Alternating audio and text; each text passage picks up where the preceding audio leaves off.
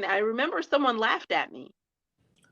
They Really? literally, I mean, stand in front of my face, laughed at me because as some of your listeners may not know, but I am Muslim and I race fully covered.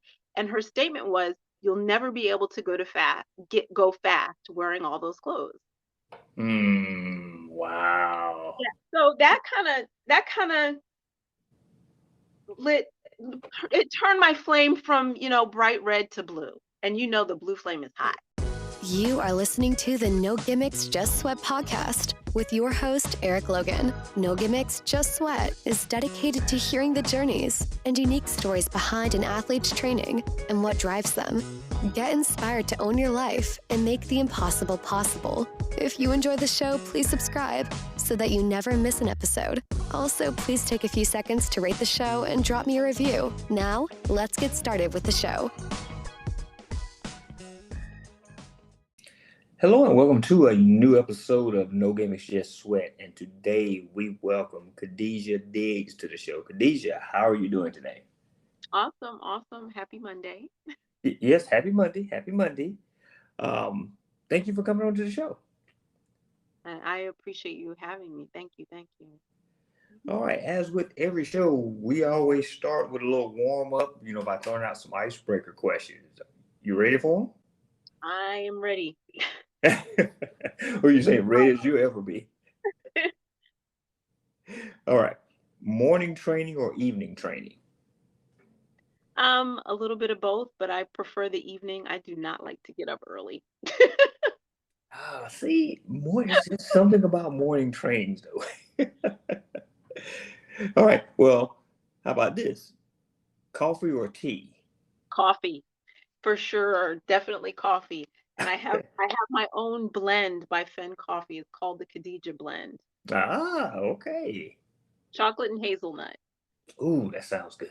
Oh, that sounds so good. All right. Cardio training or strength training? I do both, especially for women as you age, especially. You got to get in both. Both are extremely important. Yes, baby. Even for men as well as women. Yeah, yeah. I think a lot of times triathletes forget about that strength training, and that's when we fall into the overuse injuries and loss of power. Yes. So yeah, Yes, definitely. All right. Run on a treadmill or run outside? definitely outside. Yes. It's just something about being outside, that fresh air, that sunshine. Yeah, All right. Open water swim or swim in the pool? open water. It's my first passion. I learned how to swim in open water, which is not the norm for most people, and I share the joy of open water swimming with my father. So it's a happy place for me. Okay. All right. Ride inside with Zwift or without Zwift? I do not like Zwift at all. I'm sorry. I'm a Perf Pro Studio girl. Oh, okay. Yeah. Yeah, I'm not a Zwift person either, so I can relate. All right. What's your favorite segment in a triathlon? The swim, the bike, or the run? Um, well, it's definitely not the run, so process of elimination. I think it's a tie between the swim and the bike. Um, and when they're both on, it's an amazing experience for me. I just love the swim because, like I said, open water swimming, that's truly my happy place. But I love the power and the aggression of the cycling. I often talk trash and wave and have fun on the bike. I think it's a tie between the swim and the bike. Okay. Yeah. All right. What's your favorite race distance? Sprint, Olympic, or long course? It's 70.3. That's the easy one. No. 70.3 is my favorite. Okay. All right. What's the first thing you do after a race? Um, Usually I just drink water, my recovery drink, and I always try to stay close to the finish line to cheer on other people. Yeah. Okay. All right. A dream race that you want to participate in? Oh wow. That's hard to say. I don't think there is a specific race, but any race that has an ocean swim, a hilly bike, and a flat run. Wait a minute. Did you say hilly bike? Yeah, I love challenging bike courses. I Oh, love, okay. love challenging bike courses anywhere in the Caribbean, close to the ocean. Just beautiful, beautiful cycling, beautiful swimming is I know a lot of people say Kona, but I don't have that Kona bug. Honestly, I think even if I was fast enough to qualify for Kona at this point in my life, I don't think that I would accept the slot. I really don't. Really? Yeah, it just the logistics of it. It's become so just like commercialized, and I respect those who that's their goal, because Right. it's definitely an iconic thing to qualify for the Right. race. But I don't know, I just don't have that Kona bug. Okay. All right. This is kind of to add to that one. Dream location anywhere in the world that you can go for a run or a bike ride. Oh wow, I really enjoyed cycling in Spain. um if I Okay. could take a couple of weeks cycling in Spain. And I also enjoy cycling in Cuba. I have lots of friends and family there, and um, the cycling there is amazing. Okay. Sounds interesting. Sounds, you spurred my curiosity a little bit. All right. Last question. If you can go on a run, a bike ride, or train with any celebrity or athlete, dead or alive, who would it be and why? Oh wow. The funny thing is, my iconic the athletes that inspire me the most are not triathletes. Um, Muhammad Ali, just his Yes. mindset and his level of faith. Um, I did get to meet Javier Sotomayor. He is one of my all-time favorite athletes. He's a high jumper from Cuba. He Okay. actually, I podiumed at Triathlon Havana, and he gave me my award, and I almost freaked out. Nice. Nice.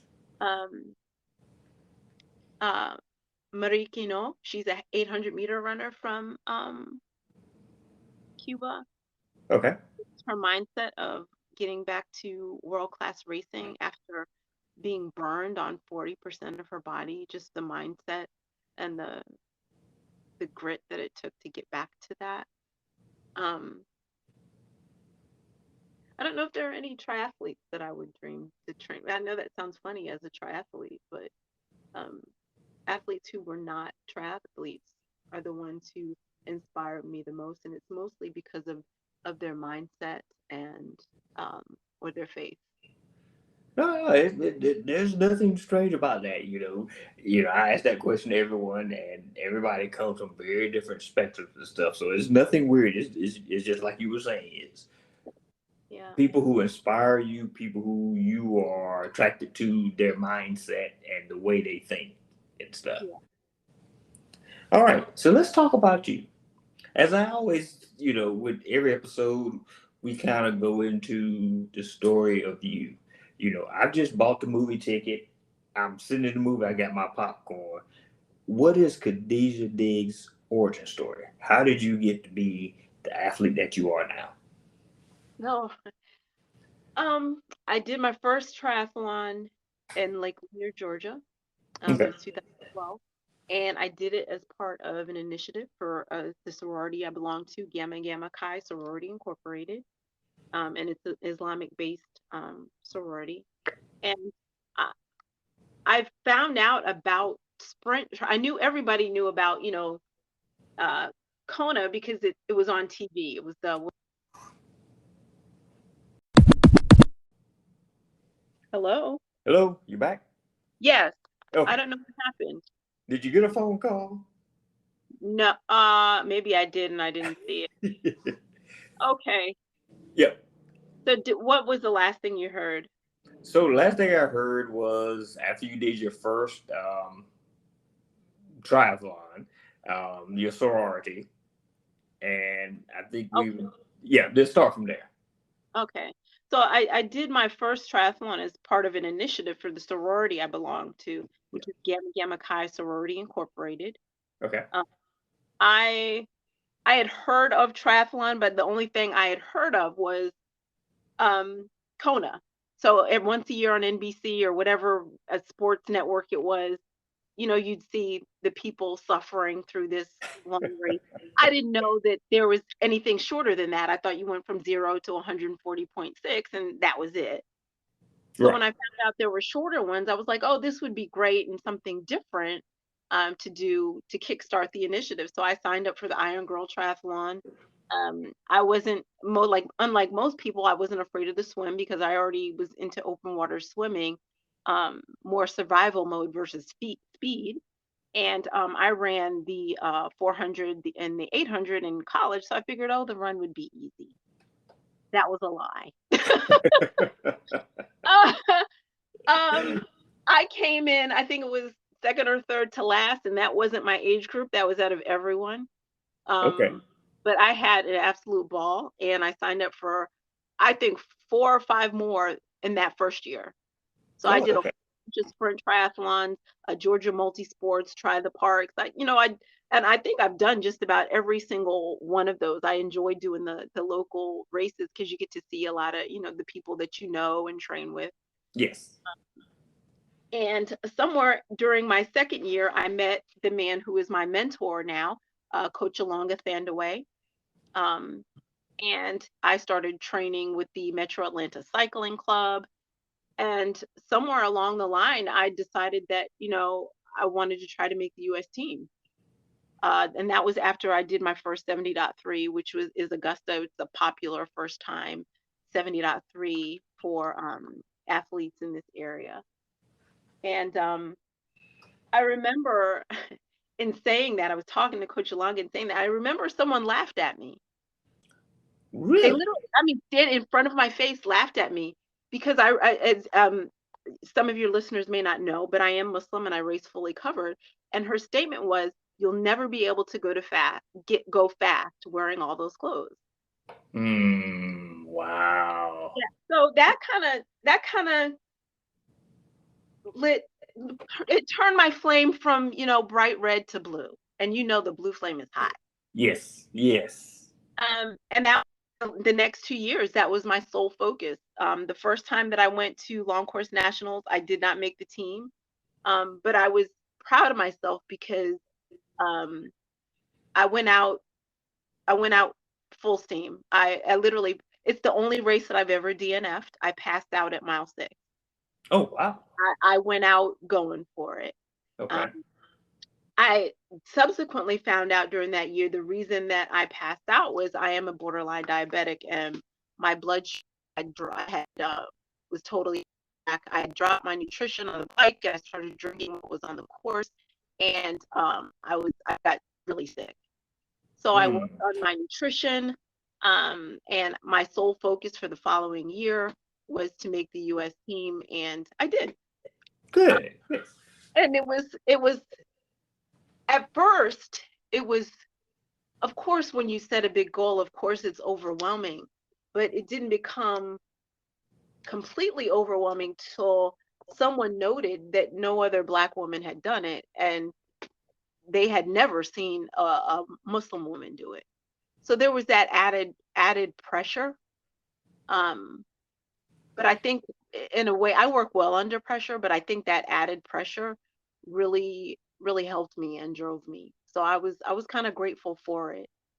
I was kind of grateful for it. So, and I've been racing. I've been racing ever since. My goal is to continue to race the best I can for as long as I can. I told my kids to bury me with my bike,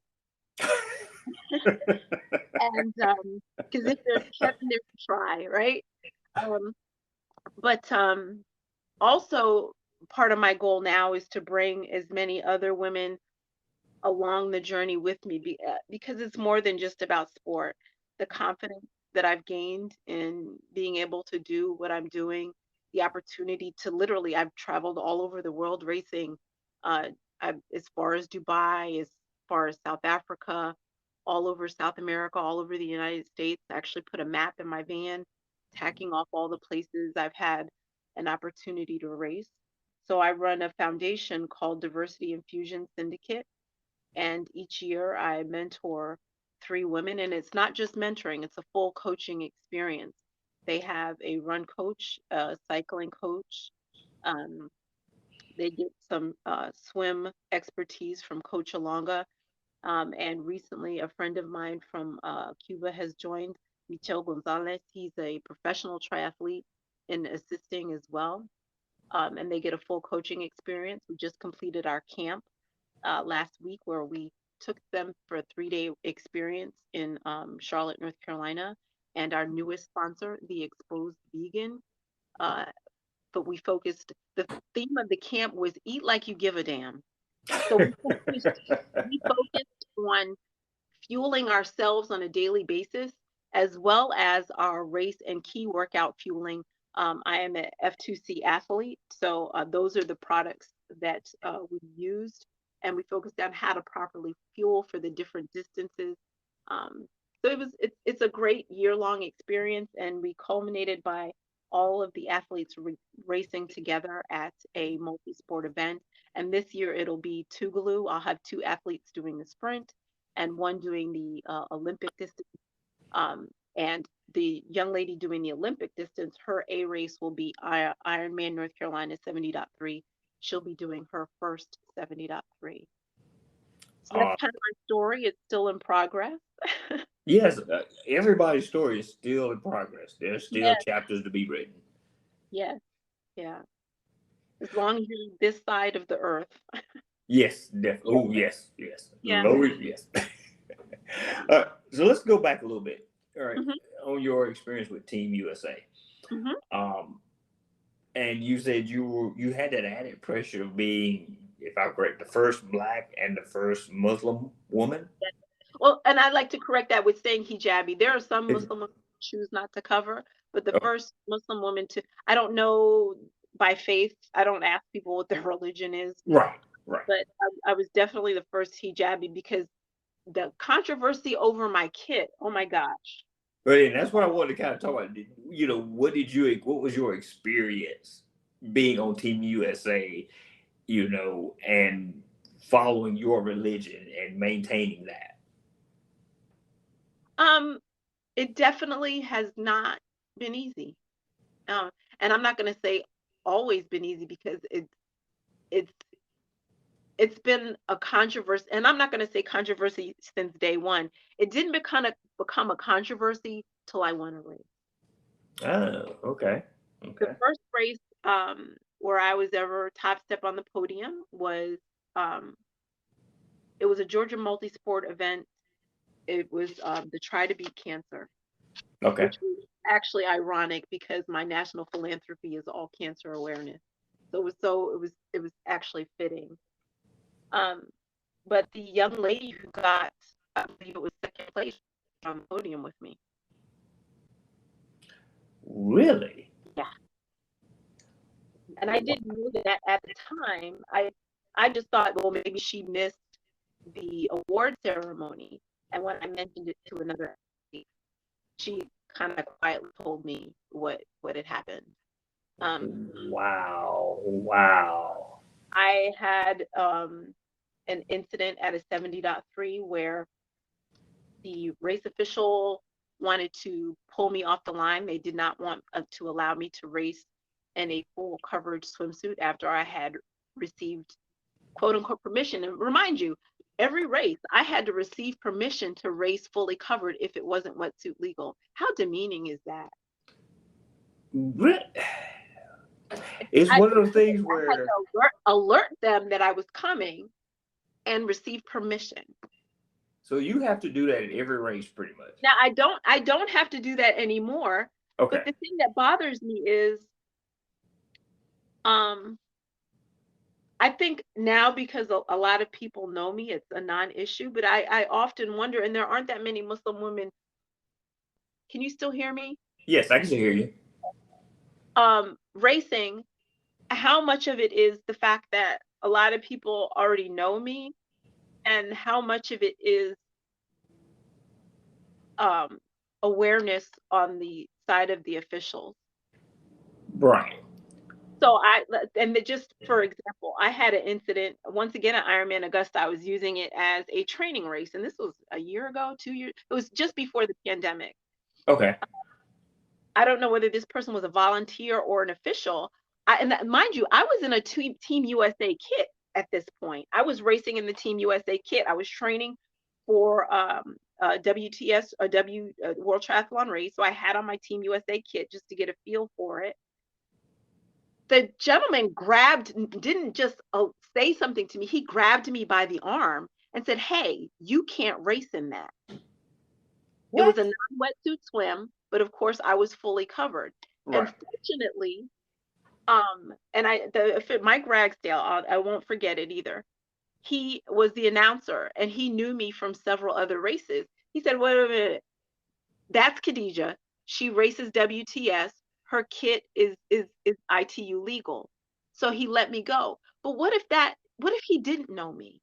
Exactly. What Exactly. if I wasn't wearing a Team USA kit? And part of my mission as well is to make where racing fully covered a non-issue, Right. to make Because anybody who chooses to race covered for whatever reason, whether it be because they're Muslim or they burn horribly or some other religious reason, that they don't have to go through what I went through. right. Because I would think that would be very discouraging for people who might be interested in that. Hmm. You're gonna tell me I can't participate in the race because of my religious beliefs. Exactly. It's kind of like you want to be healthy, you want to have fun, you want the camaraderie of additional athletes, and that could be discouraging if off the boat they're like, oh, I'm gonna have problems with this. Yeah, exactly. And it's not even them saying no, but then there's that level of intimidation, Right, you right, know? And if you're a new triathlete or, you know, it can be very intimidating. And I purposely seek out, especially in the DISC program, other Muslim women to not only help them, but to say, "Hey, look, you've received this. Please go out and give it to everybody else. Nothing that I've shared with you is a secret." right. But So yeah, just hearing that, I'm sitting here just shaking my head and going like, really? It's just amazing. yeah. And the funny thing is, because it was a training race, I wasn't all in serious, and I'm not all in serious at every race anyway. Even at World Championships, I'm the one giggling on the side. It's funny. I'm a pretty lighthearted person. My friend uh, was next to me, and she looked horrified. She looked at me. She said, "You go through this every race?" I said, "Not every race, but it's common." And she just shook her head like in disbelief. I mean, she literally sat there and witnessed what had happened. We were just sitting there chit-chatting. The guy grabbed my arm, and I think because I was I was so stern with him, yeah, "Look, you don't, first of all, let go of my arm." Right, exactly. And the way I said it to him, not rude, but just very, "Look, you're not grabbing me like this." He let go, and then, Mike's quick response squashed the whole situation, and I was back to giggling, and she just looked at me like, "What just happened here? And now you're smiling?" Yeah. All right. So let's go to a little bit something. Let's talk about something a little bit more positive now. Yes. Because yeah, you've got my blood kind of boiling a little bit. All right. So what does a week of training look like for you? What is your daily training regimen? Oh, wow. Um, like I said, I'm a 70.3 focused athlete. I do some 140.6s, but I usually do those off of 70.3 fitness, but adding in maybe 2 century rides. I'll up my swimming just a tip, and I'll do one 20-mile run just to give myself that experience of being on my feet that long. But generally, Mondays, Okay. recovering from my key workouts on the week. I do strength training on Tuesdays and Thursdays. Um, Wednesdays are my interval days for my running. And then Tuesdays and Thursdays are also my interval days for my cycling. Um, I swim. I don't have a pattern for swimming. I love to swim. I try to make sure that I swim 4 days a week, but Oh, there's okay. really no for my swimming. I always swim on uh, Saturday, Sunday, and Monday. That's just because Saturday and Sunday I have more time, and Monday is my easy day, and swimming is, like I said, my happy place. And I try to get, 1 or 2 more days in during the week when I have time. But lots of easy aerobic rides, lots of easy aerobic runs. That's basically how other than those key workouts that I speak up about. As I get closer to races, I'll have one long brick day versus doing a long ride on Saturday and a long run on Sunday. I'll combine those either on the Saturday or the Sunday, and the Saturday or the Sunday will be a light day where I love to trail run. I'm a much better trail runner than I am a road runner. I'll combine a long, easy swim with a trail run. Sometimes turns into a hike, but just something to get my blood circulating, to be outside, and to help build that aerobic engine. Okay. Well, let's kind of step back for me. You said you're a much better trail runner than a road runner. Hmm. What do you Yeah. mean by that? 'Cause I'm curious at that. 'Cause that's the first time I really heard someone really say that. I think we've met in person maybe one time. I'm very Yes. small. Yes. Um, I have a quick cadence. I don't have, that long, beautiful stride.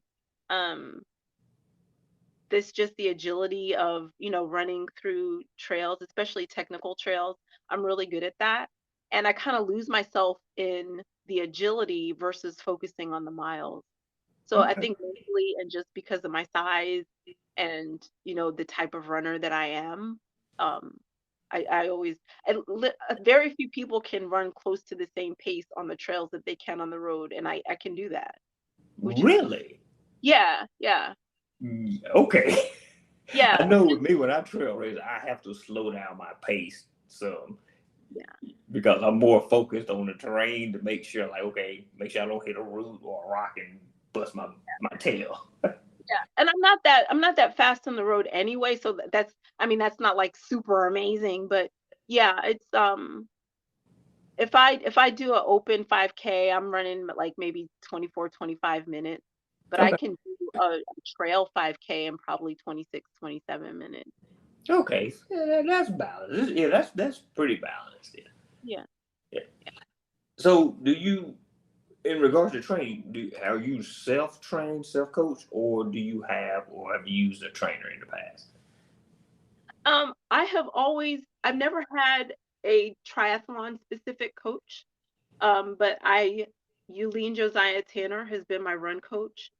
Um, I've trained specifically for swimming with a gentleman named Kamal Hogan.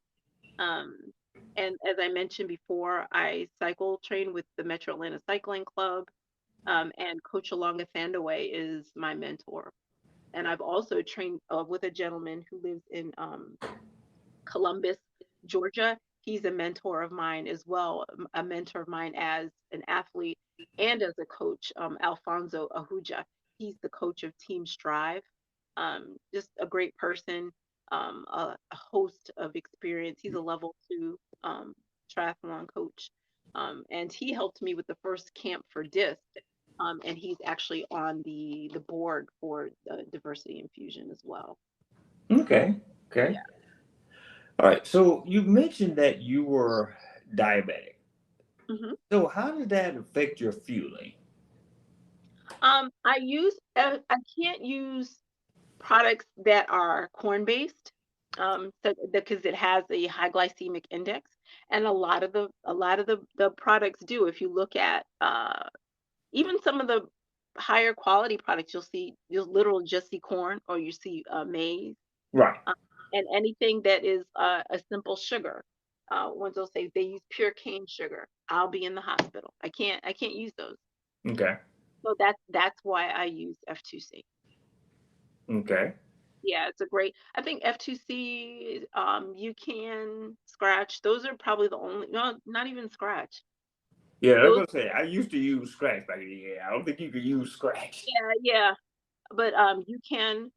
But F2C, high quality, great tasting, and I love the owners because they're not settled on where they are. They're constantly doing research on new products.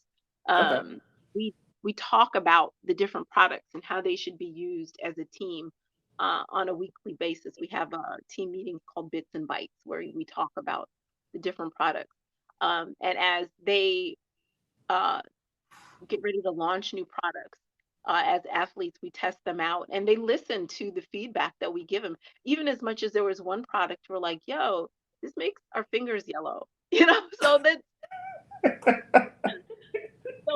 they listen and they implement based on real science.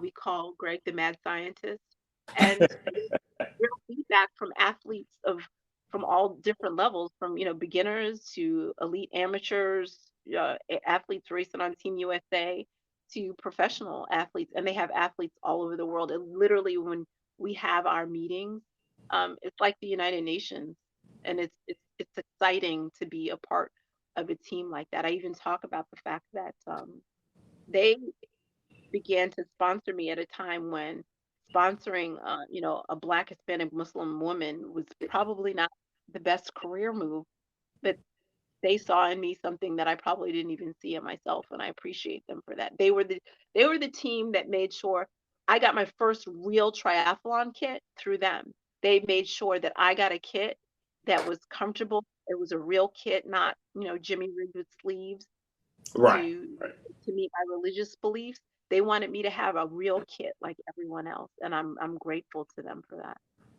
Nice. Nice. Okay.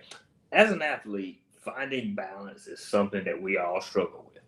Um, how do you manage to stay balanced and calm and find, balance in having such a busy life? It's a teeter totter. It's constantly you. It's I don't think it's ever completely balanced. Just like everyone else, you make a plan and you constantly adjust the plan. I think anybody who works in IT, everybody's into this agile project management type thing. I mean, you make a plan, you prioritize, and you just keep on the board and do the best that you can in each area. Well, I work in IT. I work in the area of cybersecurity, so I can relate. Yeah, I can relate. yeah. All right. So, what is your inspiration, or what are some things that keep you going daily? What wakes you up every morning? It's like, I got to do this. Or if you think about what is the old commercial? Got to make the biscuits, or got to make the donuts. What Yeah, keeps time to you up make every morning? donuts. Yeah. Yeah, like everybody, you get tired and you get overwhelmed. Mm-hmm. Um, but when you have one athlete to say, that changed my life, or thank you, I appreciate it, or just any message, if you can change one person's life, I mean, you've done something. And Mm-hmm. anyone, those are the things that keep me going.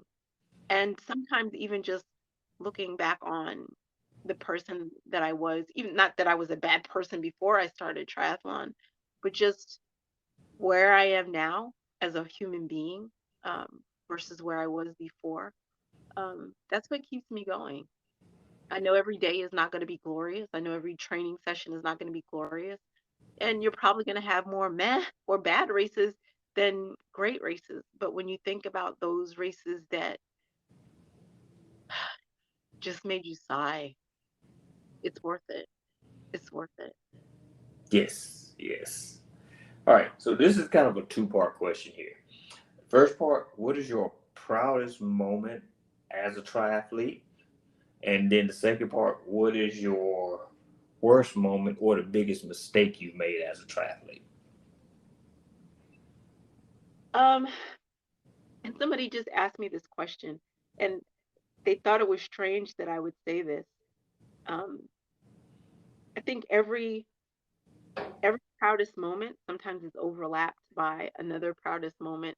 And I think a lot of people expect me to say, when the first time I made the US team. And that is an extremely proud moment. It changed me in a way that, and I think it changed, I don't think it's done it yet, but I think it was the first step into changing triathlon and changing USA triathlon, and them recognizing that a different demographic is coming and they need to be ready for it.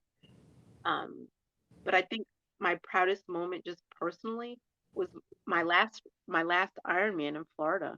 It was brutal, um, and I had everything to quit, um, and I didn't make all the things that I had learned came together. I'm usually, a back of the front pack swimmer. I barely made the cutoff. There were rip tides, but I was patient and I leaned on all the things my father taught me as an open water swimmer, and I made it out. I'm usually a super aggressive biker, but I realized based on the weather for the day that if I was aggressive as I usually am, I wasn't going to make it. So I was patient, and that was hard for me to be patient. And uh, I've never run a marathon without walking. And even though my time was not the greatest, it was a super big. And as I said before, if you've seen me, I'm a pretty small person. The headwinds were tough. I ran the entire marathon, and that was the first time I'd ever done that. So even though my time didn't reflect it, I was proud of my maturity as an athlete, and I was proud of not giving up. And I was really happy too. When I finished, there were messages from my daughter who had been tracking me, and that made me feel really good. My daughter was tracking me, and she saw me not give up. Oh, and so those were special moments right there. Yeah, it was a great feeling. It was a great feeling to execute uh, in a way that I tried to encourage my athletes to execute. And it was good to be in the kind of mental state that I was willing to fight to the finish. Okay, awesome. I love it. I love it. All right, so gotta ask you, what's your go-to running shoe? Oh, and the sad part is they don't make it anymore. They change models every the for racing, the Adidas Adios Pro 1. I do not like the 2. So you're probably one of those people that go and like you ask, do you have a one? Do you have a one? Go to Yeah, exactly. Yeah, and I have 2 pair, and I have I have enough to last me to the end of the season, and I'm sitting here like, "Oh God, I have to find another shoe for next year." For training, like for my key workouts, I use the Hoka Rocket X, which is okay. a good shoe, but it's not a for me, it's not a good racing shoe. Really? That Yeah, is the Rocket X is my race day shoe. yeah, yeah. It's definitely a good shoe, but I need something with a little more cushion and bounce Okay. for racing, because just the added pressure, the added intensity. Okay. Okay. All right. So what bike do you use for your triathlons? I'm a Trek. I'm part of the Trek Nation. I ride a speed step, and I am a component snob. I am SRAM Red ETAP, and I hopefully plan to get a new bike next year. I will be going to that new speed concept, and I'll Ah, be riding the SRAM Red Axis. So that's yeah, and my road bike is Edmonda. Edmonda, yeah. oh yeah, yeah. You're a Trek person. Yeah, I'm the Trek Nation. My daughter rides my old bike, uh Madone, my old Madone, and they have the little kitty. They've outgrown them, but they have the little kitty tracks. I've tried other bikes, and I think the only other bike that I felt comfortable on was a Canyon, but I think a Canyon has a very similar geometry to the Trek. Okay. Yeah. Yeah, and see now, you say you're a trick person, and I know a recent local group ride we had, most everybody there were trick, and I'm specialized, Okay. so they just kind of looked at like, oh, you're specialized, like yeah, and Yeah, they're they're like, just we're trick, we're trick. And I'm like, okay, good for you. yeah. I mean, they're all great, but I think bikes and shoes are things that are extremely personal. I don't think you can just Yes, go by brand. I mean, really everything, even nutrition. I love FTC nutrition. I recommend it wholeheartedly, and I share how I use it. But in the end, everybody's physiology is different. yes, Yeah. yes. So I mean, it's just a matter of finding what works for you. Yes. Yes. you like I said, from your shoes to the bike to the nutrition, even the type of kit you wear, just finding what you're comfortable in, what works for you, what makes you feel good, and what makes you perform at your best. Yeah. I hate wetsuits. I actually swim faster without a wetsuit. Really? Yeah, I just because of my body position, unless it's Mhm. cold, cold, I made a commitment to myself. Unless it's cold, cold, just because everybody else has in a wetsuit, I'm not gonna worry about it.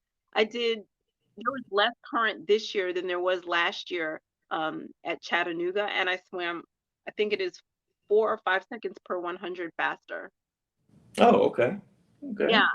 I sit too high on the water in a wetsuit. I literally feel like I'm hydroplaning. Oh, wow. Okay. Yeah, Interesting. yeah, it's funny when I was at short course nationals this year in Texas. Uh, one event I did wear a wetsuit. It was the open water swim. I was like, oh gosh, these are going to be pure swimmers. They're going to be so much faster than me. I probably should wear my wetsuit. And it was like I had a magnet on my body to the dock. I couldn't keep myself vertical because my body kept floating up to the underneath the dock. Doc. Oh, wow. It was like everybody thought Wow. I was like, I can't keep my feet down. It's just, and when I swim, I can feel my back and my hmm feet out of the water. It, I just, I'm fortunate to have a really good body position. Okay. Interesting. See, Yeah. when you talk to people, that's what I love about these interviews. You talk to people, you hear so much interesting stories about them, especially when you've seen them out there and you've met them. You kind of like, oh, okay. So Yeah. I learned about trail running. You're a better trail runner, Yeah. and I learned that you don't like swimming with a swimsuit, with a wetsuit. Yeah. Yeah. I'm definitely a floater. I'm definitely a floater. All right. So if you can go tell your younger self something, what would it be? You have to love yourself first, especially I think as a young mother. And there's nothing wrong with that. I put so much into being a mother. There were hmm times when I neglected myself. And I think you have to my father, and it's funny, my father told me this, that as the mother, you're the center of the family. If you're not right, nothing's right. hmm So I hmm wish I had told my younger self that. I don't regret a second that I've spent devoted to my children, but I think I'm better for, and the household is better for me actually taking some time for me. Right. Right. All right. So, what is a non-athletic fact about you that most people don't know? Um, I don't have TV. We have YouTube and Netflix. I don't watch TV. Well, that's more common nowadays. Yeah, but I've always been like that. We Okay. haven't had TV in this house since, gosh, it's probably been 15 years. Oh, okay. Okay. Yeah. Um, I'm a daddy's girl. Oh. Um, I horseback. I haven't horseback ridden in a while, but I horseback ride. And I speak, albeit one of them extremely poorly. I speak 3 languages. Okay. Okay. All right. So, as we get ready to close, what's next for you? something now? You got something else in the works? What's going on? What you got? Well, I'm still working on disc.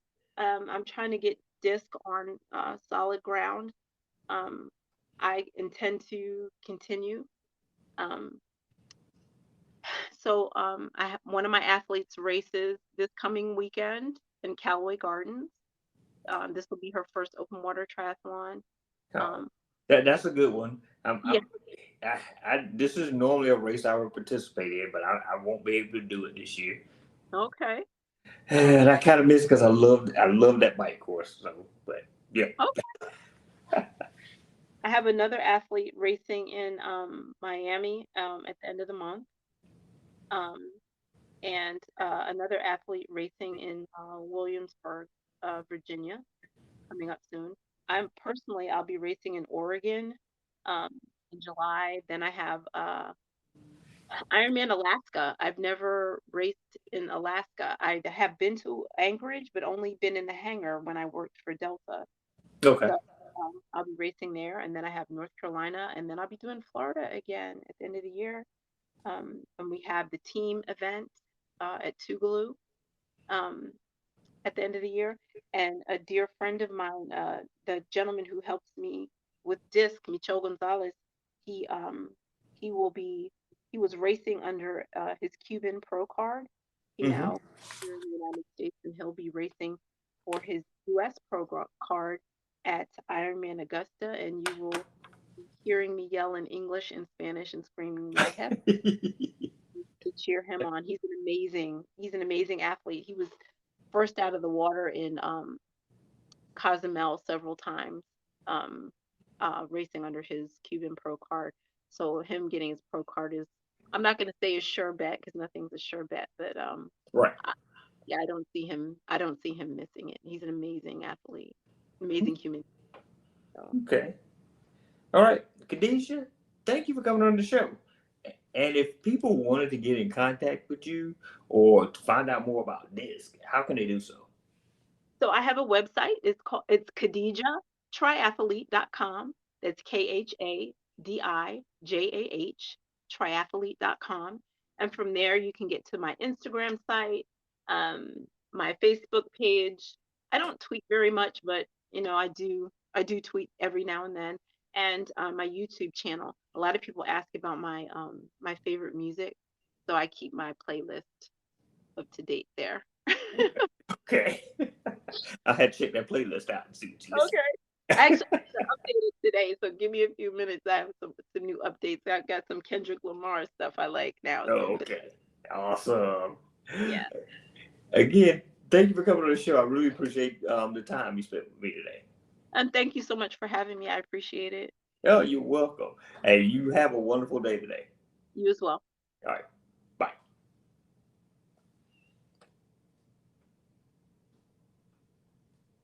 Thank you for listening to this episode of the No Gimmicks, Just Sweat podcast.